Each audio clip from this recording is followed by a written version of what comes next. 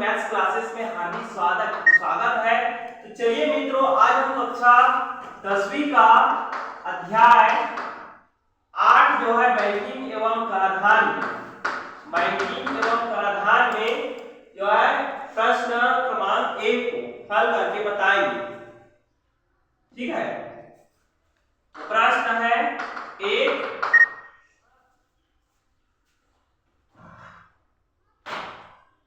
यहाँ पर हम हल करेंगे।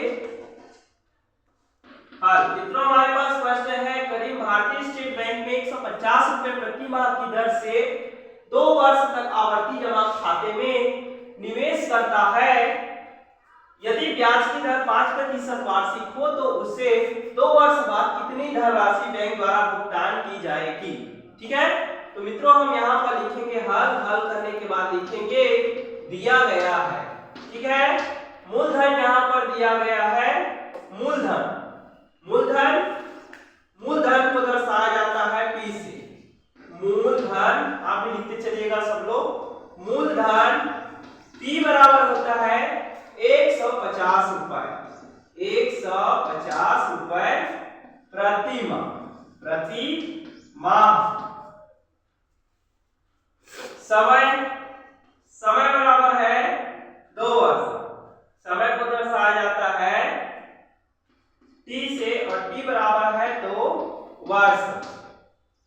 ठीक है, या महीनों की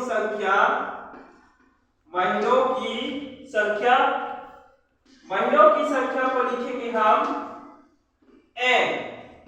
ठीक है, और n बराबर 2 वर्ष में होता है 12 महीने। देखिए, 1 वर्ष में 12 महीने तो 2 वर्ष में 2 गुणा 12, तो इसीलिए हम कर देंगे 12 और 12 दूनी होता है 24 माह। ठीक है, 24 माह। और यहाँ पर लिख सकते हैं ब्याज की दर बराबर क्या है? दर बराबर है, दर को बोला जाता है रेट, और रेट को आर। ठीक है, रेट को बोला जाता है आर, और आर जो है 5% वार्षिक है। आर बराबर क्या है? 5% वार्षिक। तो मित्रों हमें यहाँ पर जो है ब्याज याद करना है। ब्याज को I से दर्शाते हैं, और I मतलब होता है इंटरेस्ट मतलब होता है ब्याज। तो ब्याज बराबर ज्ञात करना है। यहां तक आप लोग लिख लीजिएगा। हम जो है आवर्ती जमा खाता में ब्याज ज्ञात करने का सूत्र लिखेंगे, और ब्याज बराबर होता है, ब्याज को I से दर्शाते हैं, लिखेंगे यहाँ पर P गुणा R बटे 100 गुणा 1/12 ब्रैकेट में लेंगे n इंटू n प्लस 1/2 या फिर ठीक है n इंटू n प्लस 1/2। इस प्रकार से हम बता सकते हैं। ठीक है, अब इसमें हम मान रखेंगे।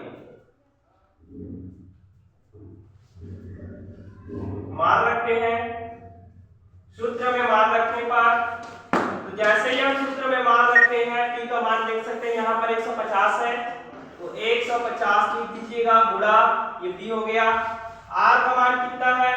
5 है। ठीक है, तो 5 लिखेंगे। देख सकते हैं ये 5 है, बटा में 100 है तो आप 100 लिख दीजिएगा, फिर गुणा 1/12 का 12। मित्रों जहां n दिख रहा है वहां में 24 लिखना पड़ेगा। क्यों?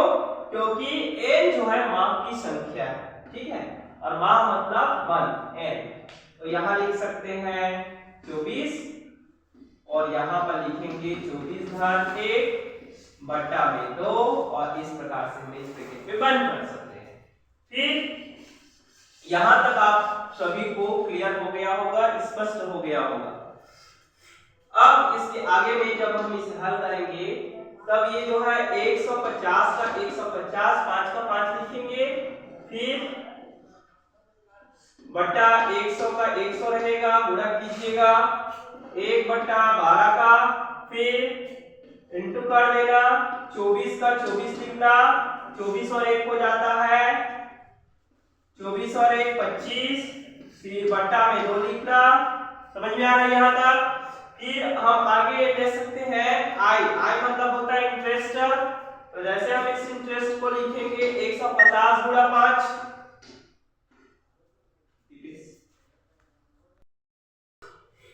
तो मित्रों यहाँ पर हम 150 गुणा ये इस प्रकार से कर सकते हैं, फिर गुणा 1/12 इस प्रकार से। अब हम 24 का गुणा इस 25 के साथ करेंगे और बट्टे में जो है 2 लिख देंगे इस प्रकार से। ठीक है, अब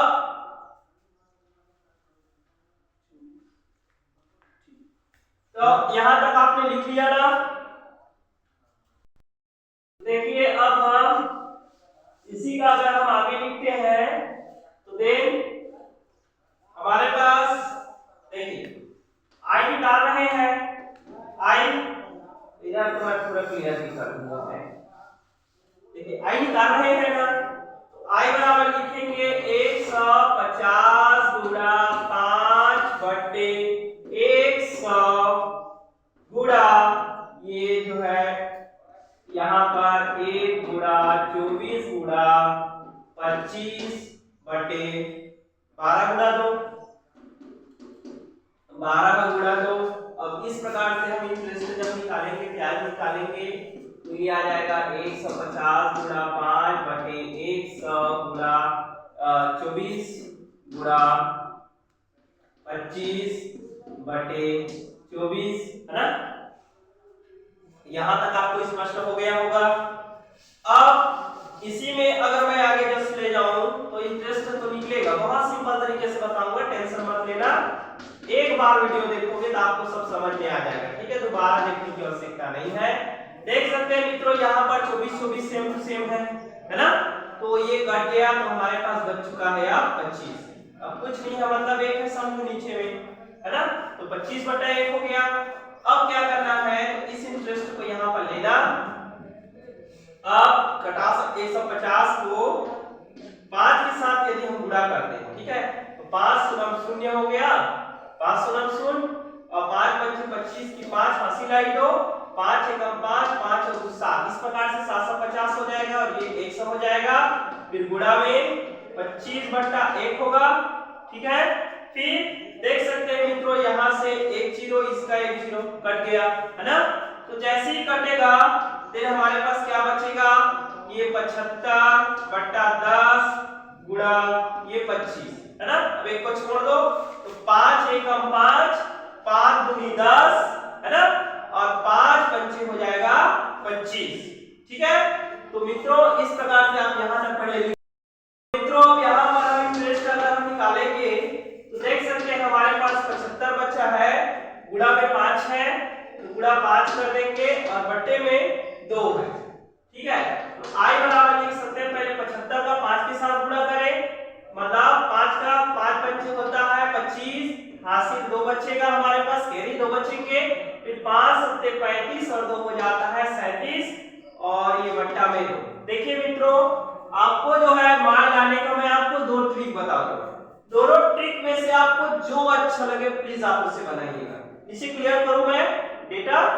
ठीक है, तो देखिए मैं आपको जो है 2 ट्रिक बता दूं। पहला ट्रिक जो है ये 375 बटा 2, तो देखिए जिन लोगों को कटाना आ जाता उनके लिए ये पहला ट्रिक है, समझो। तो 5 है इकाई में, यहाँ पर 2 है तो 2 से कटाएंगे। देखिए मतलब ये सम नहीं है, निकल जाता, फिर भी हम इसे अब मान लाना है तो कटाना पड़ेगा भाई। तो 2 1 कम 2, 2 1 कम 2, 3 में से अगर हम 2 ले लिए 1 बचेगा, 1 के आगे में 7 है तो हो गए 17। अब 2 का पारा ऐसे पढ़ो कि 17 से ज्यादा ना हो, तो 5 6 10, 2 6 12, 2 8 16, 2 नहीं 18 ज्यादा हो जाता है, 2 8 16। अब 1 बच गया हमारे पास, तो 1 बचा तो ये हो गया 15, है ना? तो 15 में 2 7 14, देखिए तो 8 सॉरी यहाँ पर 8 आ गया, ये शुरू से देखिए कुछ नहीं होता, ये 375 है, बट्टा में 2 लिखेंगे, 2 1 कम 2, 2 1 कम 2, 1 बच गया तो 1 बचेगा तो ये हो जाएगा 17 और 2 8 होता है 16। मित्रों एक और बच गया तो ये हो गया 15 और 2 का पहाड़ा ऐसे पढ़ना है कि 15 से ज्यादा ना हो तो 2 7 14 और अभी भी हमारे पास एक बच्चा है और एक के आगे में जो है वो 0 है, मतलब दशमलव लगा दी, इसका मतलब क्या है 0 है। तो 2 का पहाड़ा ऐसे पढ़िए कि 10 से ज्यादा ना हो तो 2 पंचे 10। तो इस प्रकार से हम यहाँ पर ब्याज जो है 187.50 रुपये ऐसे लिखेंगे। मित्रों अगर आपको घटाना आ जाता है तो आप लीजिए, ये आपके लिए राइट है, लेकिन अगर आपको घटाना नहीं आता तो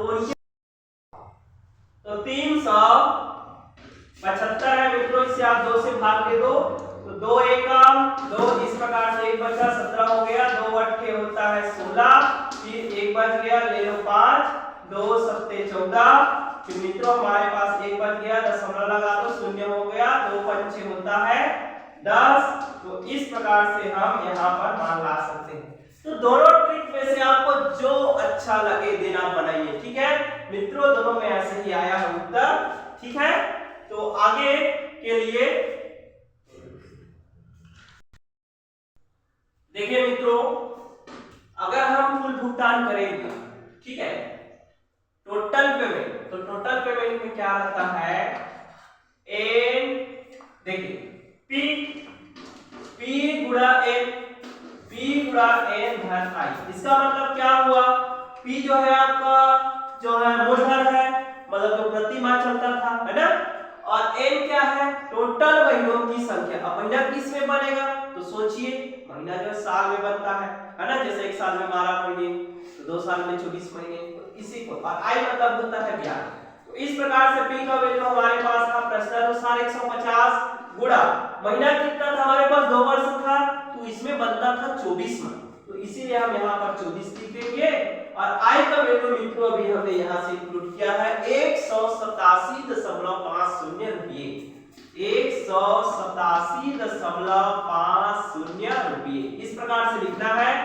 अब इसका गुणा करेंगे, 24 शून्य होता है 0, ठीक है, 24 शून्य 0, 24 पंचे होता है 120, 120 का होता है 0, हासिल 12 हो गया, 24 से कम 24, 24 और 12 होता है 36, तो 3600, ठीक है मित्रों। इस प्रकार से 3600 रुपए धन 187.50 रुपये। अब इसे अगर हम जोड़ दें, ठीक है, इसे अगर हम जोड़ दें तो हमारा जो टोटल पेमेंट है, टोटल पेमेंट देखिए ये जो है दशमलव में कुछ नहीं है, जैसा तस लिखो यार। अब 0 में 7 को जोड़ दो तो 7 हो जाएगा, 0 में 8 जोड़ दो तो 8 ही होगा, 6 में 1 जोड़ दो तो ये 7 होगा और ये 3। तो इस प्रकार से मित्रों देख सकते हैं हमारा जो कुल भुगतान है, कुल भुगतान 3787 रुपए। अतः करीम भारतीय स्टेट बैंक को, अतः करीम भारतीय स्टेट बैंक को, भारतीय स्टेट बैंक को 3787.50 रुपये भुगतान करेगा, भुगतान करेगा। आंसर तो 0 कितना में मित्रों। अगर आपको हमारे द्वारा बताए गए जानकारी अगर अच्छे लगे होंगे तो प्लीज अपने मित्रों को शेयर करना और चैनल को सब्सक्राइब करके हमारे इस चैनल को सपोर्ट करना। तो मिलते हैं फिर अगले वीडियो में, तब तक आप स्वस्थ रहिए, मुस्कुराते रहिए। जय हिंद, जय भारत।